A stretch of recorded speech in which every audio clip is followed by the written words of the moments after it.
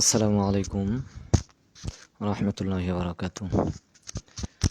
নাহমাদুহু ওয়া নুসাল্লি আলা রাসূলিল কারীম। আম্মা বা'দ ফাআউযু বিল্লাহি মিনাশ শাইতানির রাজীম। সবাইকে এসএম মুজাহিদ অফিসিয়ালের পক্ষ থেকে ধন্যবাদ। সবাই কেমন আছেন এবং আমার কথা শোনা যাচ্ছে কিনা একটু জানাবেন। আশা করি উপকৃত হব। কথা শোনা যায়? দেখি।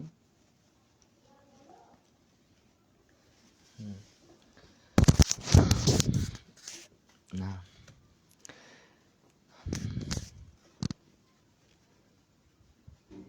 লাইভটা বেশি বেশি করে শেয়ার করে দিন এবং অন্যকে দেখার সুযোগ করে দিন।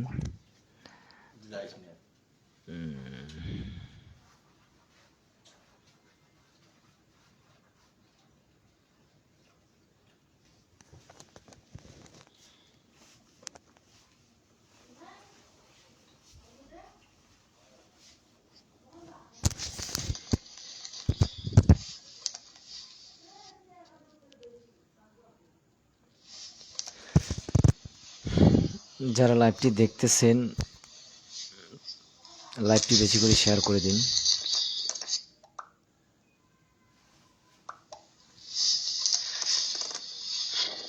যারা লাইভটি দেখতেছেন, লাইভটি বেশি করে শেয়ার করে দিন। শেয়ার করে।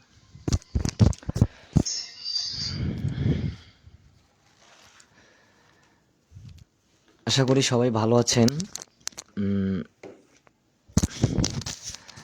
আমিও ভালো আছি। অনেক ব্যস্ততার মাঝে লাইভে আসা হলো। অনেক দিন থেকে কোনো ভিডিওতে আসি না এবং লাইভেও আসি না।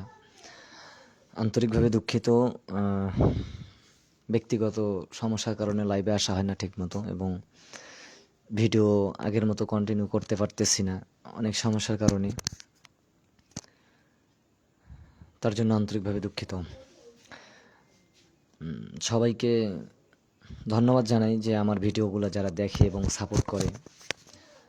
ভালো লাগে তাদেরকে এবং তাদের প্রতি আমার ভালোবাসা সবসময় থাকবে, অল টাইম থাকবে এবং আশা করি তারাও যেন, আপনারাও যেন সবসময় আমাকে ভালোবাসেন এবং ভালোবাসা দিয়ে আমাকে এগিয়ে যাওয়ার সুযোগ করে দিন। তো বিষয়টা হলো, যে বিষয় নিয়ে আজকে আলোচনা, এসএসসি যারা পরীক্ষা দিছে, কালকে রেজাল্ট বাইরে হওয়ার কথা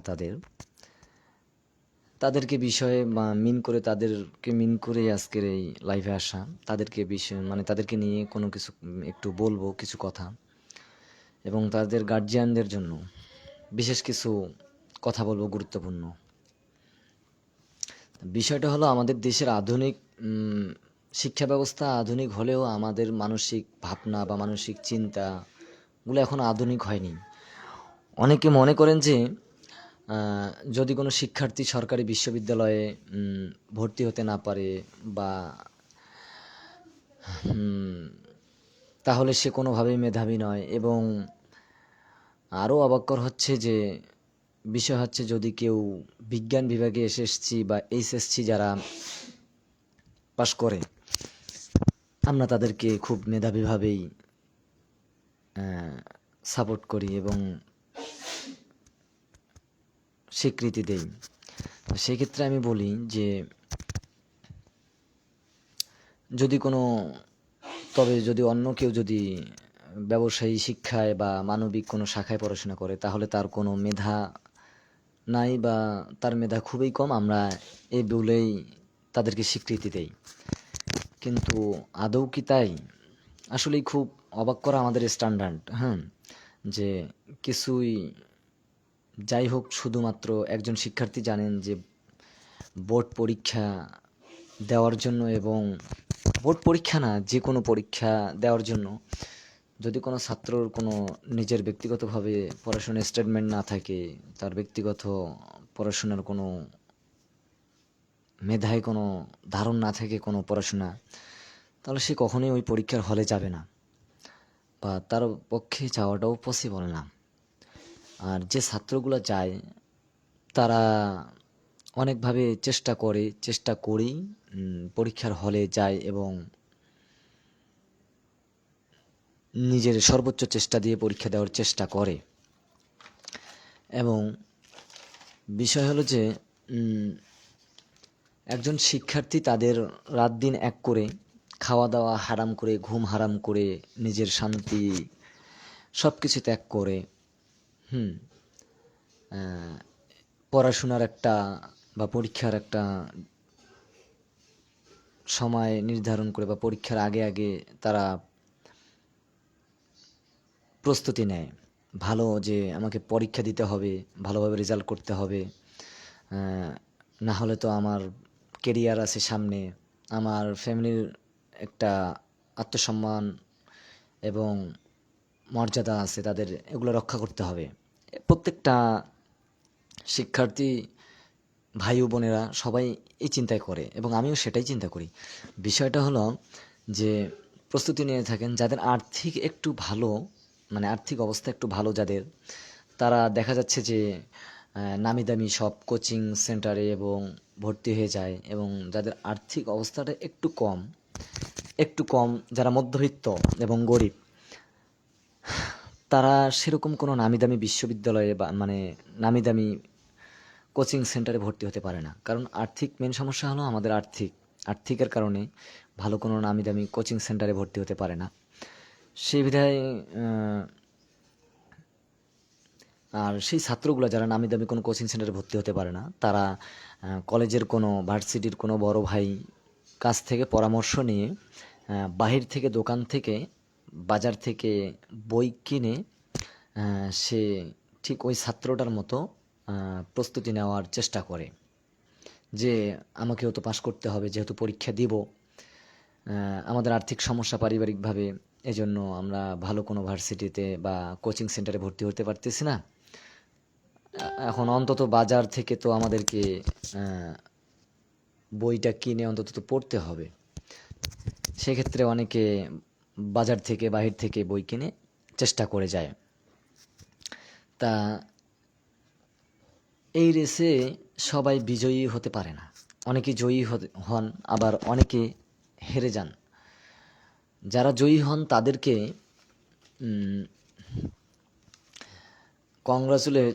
কংগ্রাচুলেশন জানার জন্য অনেকে আছেন এবং সারা বিশ্ব সকল মানুষ সবাই তাদেরকে কংগ্রাচুলেশন জানায় এবং আমরা ব্যক্তিগতভাবে সবাইকে খুব গভীরভাবে কংগ্রাচুলেট জানাই এবং তাদেরকে নিয়েই আমরা পড়ে থাকি এবং সমাজ আমরা মেতে থাকি তাদেরকে নিয়ে।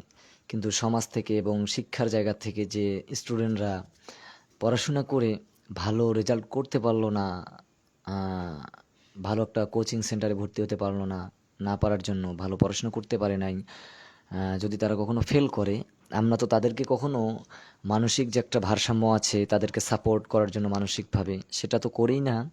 বটে আমরা তাদেরকে, বা আমরা বলতে আমাদের সমাজ এবং সমগ্র মানুষ, আমরা সমগ্র জাতি তাদেরকে নিয়ে সমাজে ট্রোল করি, সমালোচনা করি। এই ট্রোল এবং সমস্যা মানে সমালোচনা করতে করতে তাদেরকে এমন এক পর্যায়ে নিয়ে যাই, সেটা তাদের জন্য মানে মৃত্যুর পর্যায়ে চলে যায় এবং তাদের জন্য এই বিষয়টা মানা খুব কষ্টকর হয়ে যায়। বিষয়টা হলো প্রতি বছরে 12 থেকে 14 লক্ষ শিক্ষার্থী এসএসসি পরীক্ষায় অংশগ্রহণ করে। এর মধ্যে 90 ভাগ শিক্ষার্থী বিভিন্ন বিশ্ববিদ্যালয়ে ভর্তি পরীক্ষায় অংশগ্রহণ করে এবং তারা রেজাল্ট ভালো করে বিভিন্ন নামি দামি বিশ্ববিদ্যালয়ে তারা ভর্তি পরীক্ষা দিতে দেয় এবং এর মধ্য থেকে ভর্তি পরীক্ষায় অংশগ্রহণ করে। আর বাকি 10% শিক্ষার্থী বিভিন্ন কারণে ভর্তি পরীক্ষায় অংশগ্রহণ করতে পারে না। এটা আমরা সবাই জানি। পাবলিক বিশ্ববিদ্যালয় থেকে শুরু করে সরকারি কোনো বিশ্ববিদ্যালয়ে এরকম বিশ্ববিদ্যালয় সহ এরকম অনেক বিশ্ববিদ্যালয় দেখা যায় যে শুধুমাত্র 37,000 শিক্ষার্থী আসন পায় এবং দেখা যায় তার মানে দেখা যায় যে আমার কথা শুনতে পাচ্ছেন কিনা একটু কমেন্ট করে জানাবেন ভাই। প্রিয় বন্ধুরা, আমার কথা শুনতে পাচ্ছেন কিনা তাদের জন্য একটু জানাবেন। আমার কথা ক্লিয়ার হচ্ছে কিনা এবং আমাকে দেখতে পাচ্ছেন কিনা। তো বিষয়টা হলো যে এই তার মানে দেখা যায় যে একটি আসনের জন্য একটি আসন থেকে 33 জন শিক্ষার্থী লড়াই করে যায়। একটি আসনের জন্য আমাদের প্রত্যেকটা স্টুডেন্ট মানে একটি আসনের পরিবর্তে 33 জন শিক্ষার্থী প্রতিযোগিতা করে যায় যে একটি আসন 33 জন শিক্ষার্থী পাবে।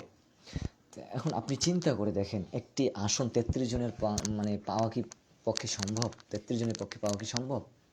কখনোই পসিবল না। একজনের জায়গায় একজনই পাবে।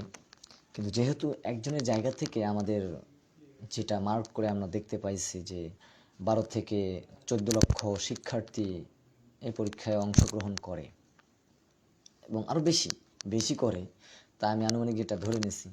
তো বিষয়টা হলো সে জায়গা থেকে ভাগ করে দেখা যায় যে একটি আসনের জন্য 33 জন শিক্ষার্থী প্রতিযোগিতা করে এবং পড়াশোনার চেষ্টা করে যায় যে আমি ওই সিটটা পেতে হবে, আমাকে ওই আসনটা পেতে হবে।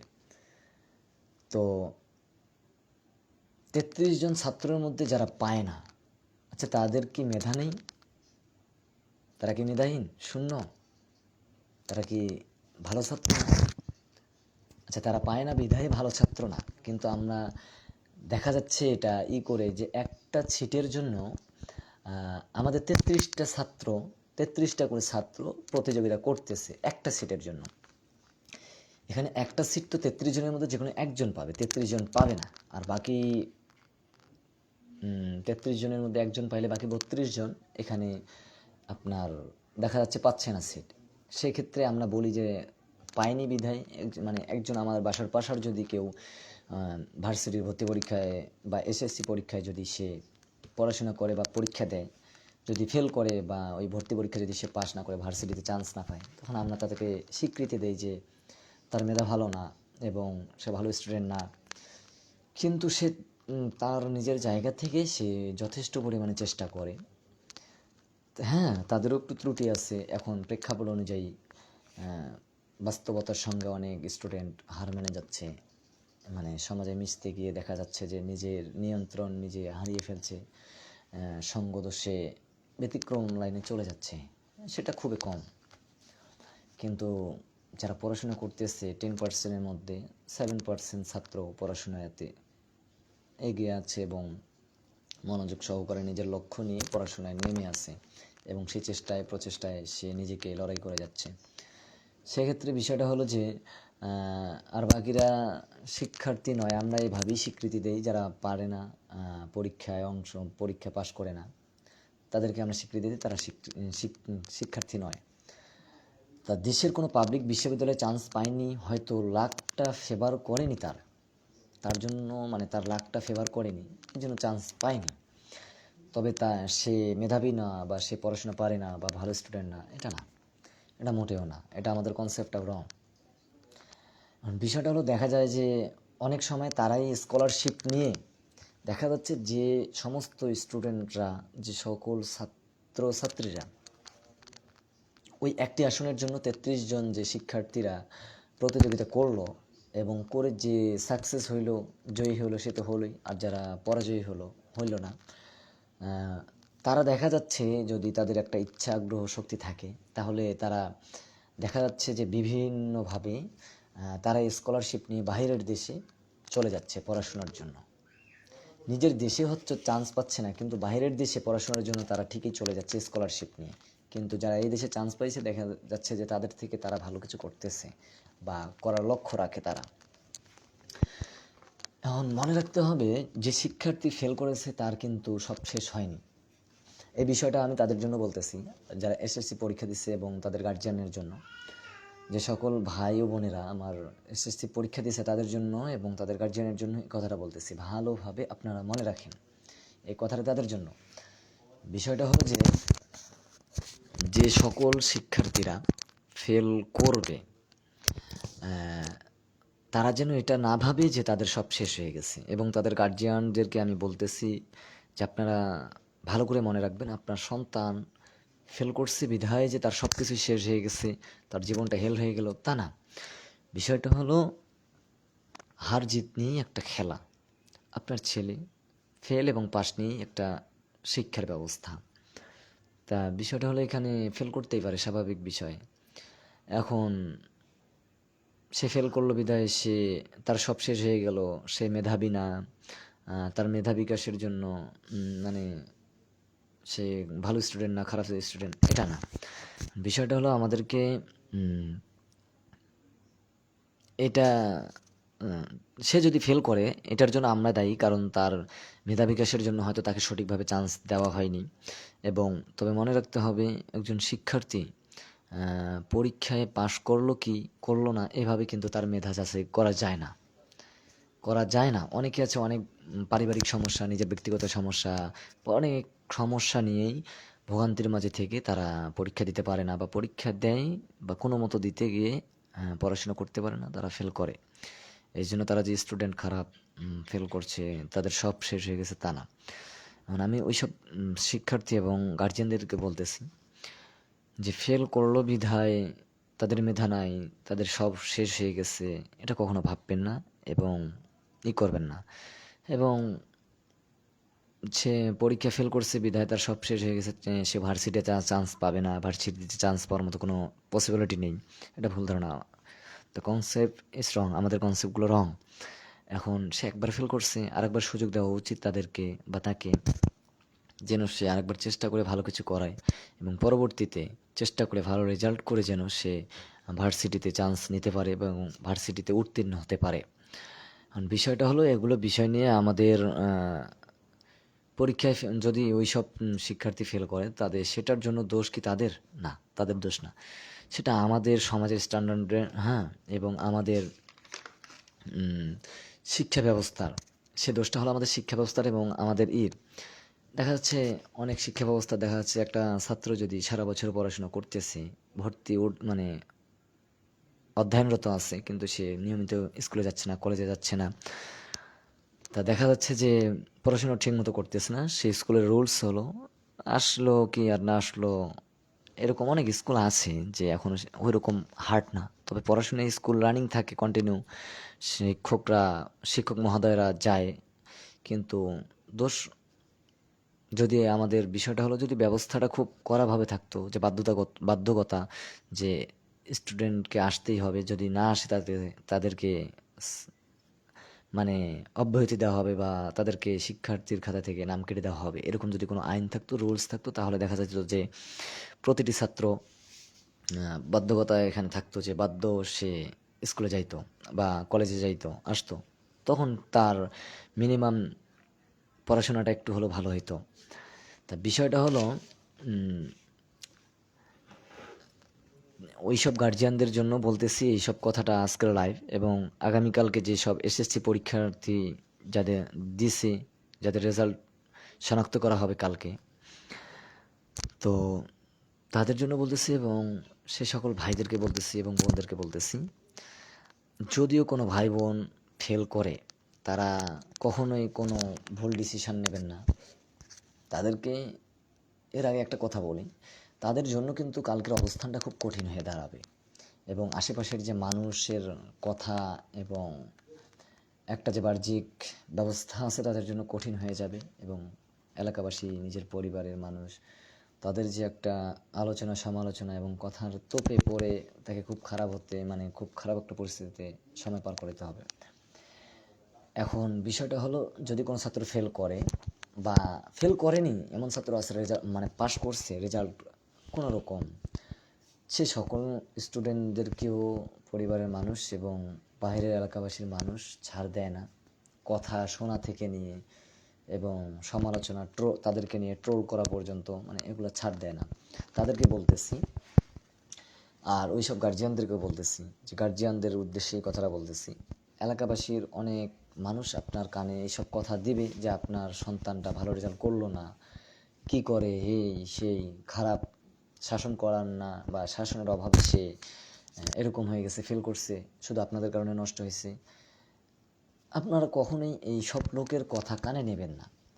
কারণ আপনার সন্তান এবার ফেল করছে, এবছর ফেল করছে, আপনার আপনারা তাদেরকে মানসিকভাবে সাহস দিন, তার কাঁধে হাত বুলিয়ে বলুন যে বাবা বা মা, তুমি এবছর ফেল করছো, সমস্যা নেই, আরেকবার ট্রাই করো, চেষ্টা করো, পরবর্তীতে আগামী বছর হয়তো তুমি ভালো রেজাল্ট করতে পারবা, তার থেকেও যে এবছর ভালো রেজাল্ট করছে তার থেকেও বেশি ভালো মানে রেজাল্ট করতে পারো, বা তার থেকে ভালো অবস্থানে যেতে পারো। এভাবে বুঝ দিয়ে মানসিকভাবে তাকে সাহস জোগায় দেবেন। কখনো পাড়াপড়শির লোক বা কান ঘোষা লোকের কথা শুনে, কানপোড়া কথা শুনে আপনারা কখনো তাদের সন্তানের উপরে প্রেশার ক্রিয়েট করবেন না, যেন তারা একটা বাজে একটা সিচুয়েশন মেনে নিতে বাধ্য হয় বা বাজে একটা সিদ্ধান্ত মেনে নেয়। তা বিষয়টা হলো, আমি এটাই আপনাদেরকে বলতেছি, এবং পাড়া প্রতিবেশী এবং ওই সকল স্টুডেন্টদের, আপনার পরিবারের লোকজন, গার্জিয়ানরা বাদ দিয়েও যারা শুনতেছেন, বহিরাগত মানুষ, তাদেরকেও বলতেছি, যারা ফেল করবে তাদেরকে নিয়ে সমালোচনা এবং ট্রোল করবেন না, এবং তাদেরকে বলুন, ডাইকে নিয়ে এসে বলুন যে ভাই ফেল করছে, হেলে দুলে জীবনটা নষ্ট না করে একটু চেষ্টা করো আগামী দিনে ভালো কিছু করার জন্য, কারণ লাইফে ভালো কিছু তো করতে হবে, কিছু তো করতে হবে। সেক্ষেত্রে হেলে দুলে না কিছু করে একটু বুঝে শুনে নিজের লাইফটার দিকে ফোকাস করো, নিজের লাইফ নিয়ে খুব, নিজের লাইফকে খুব প্রায়োরিটি দাও এবং সেটা নিয়ে খুব সিরিয়াস হও। কারণ পড়াশোনা না করলে এবং ভালো কিছু না করলে এই সমাজে কিন্তু আজকাল কোনো মূল্য নেই। সেটা নিজের পরিবারে হোক এবং বাইরে হোক, রাষ্ট্রের বা সমাজের বা পরিবারের যেই জায়গায় হোক, কোনো মূল্য নেই। সেক্ষেত্রে ভালো কিছু করতে হবে। তা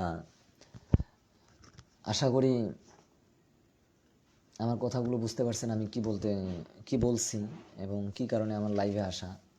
তা বিষয়টা হলো, ওই সকল শিক্ষার্থী ভাইদেরকে বলতেছি, এবং যারা রেজাল্ট ভালো করবেন তারা দেখবেন যে আপনার আশেপাশের যে ফ্রেন্ডগুলো ছিল, আপনার পরিচিত বন্ধু, যার সঙ্গে ক্লাসমেট, তাদেরকে যোগাযোগ করবেন তারা কীরকম রেজাল্ট। যদি তাদের রেজাল্ট খারাপ আসে তাদেরকে বুঝ দেবেন, সান্ত্বনা দেবেন যে বন্ধু সমস্যা নাই, চিন্তিত হইও না, অত চিন্তা করার কি আছে, এবার পারোনি, পরের বার পারবা, চেষ্টা করো। এভাবে বুঝ দিয়ে তাদেরকে মানসিকভাবে সাপোর্ট, মেন্টালিটি সাপোর্ট করার চেষ্টা করবেন। হ্যাঁ, তাদের পাশে থাকবেন, তাদেরকে নিয়ে টোল এবং সমালোচনা বাদ দিন, তাদেরকেও সুন্দরভাবে স্বাধীনভাবে বাঁচতে দিন, এবং মানসিকভাবে তাদেরকে হার্ট করিয়েন না, প্রেশার দিয়েন না, যেন তারা বাজে সিচুয়েশন নিতে বাধ্য হয়। একমাত্র তারাই বুঝে, ওই সকল শিক্ষার্থীরাই বোঝে যে নিজের সুখ শান্তি হারাম করে, আরাম আয়েশ হারাম করে, চেষ্টা করে, পরীক্ষা দিয়ে ফেল করে, একমাত্র তারাই বুঝে যে কত কষ্ট। এই জন্যই কষ্টের সময় তাদেরকে কথা না শুনিয়ে তাদেরকে সান্ত্বনা দেন মানসিকভাবে। আজকের এই বিষয় নিয়ে লাইভ ছিল। ধন্যবাদ যারা লাইভে যুক্ত ছিলেন, সবাইকে আন্তরিকভাবে ধন্যবাদ আমাকে সাপোর্ট করার জন্য, এবং লাইভটি বেশি বেশি করে শেয়ার করে দিবেন, এবং সকল গার্জিয়ান, সকল শিক্ষার্থী ভাই ও বোনেরা যেন দেখতে পারে লাইভটি। এবং হয়তো আমি ওভাবে কথাগুলো গোছায় বলতে পারলাম না, তবে বুঝে নেবেন ওভাবে।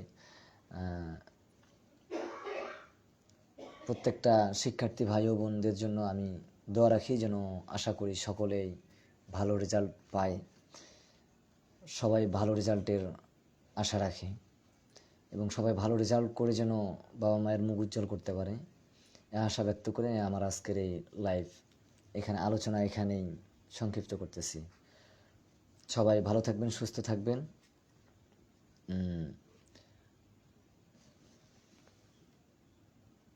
আমার জন্য দোয়া করবেন যেন আমার সমস্যাগুলো তাড়াতাড়ি পেরিয়ে উঠতে পারি, আর কন্টিনিউ আমি অনলাইনে কাজ করতে পারি ভিডিও নিয়ে।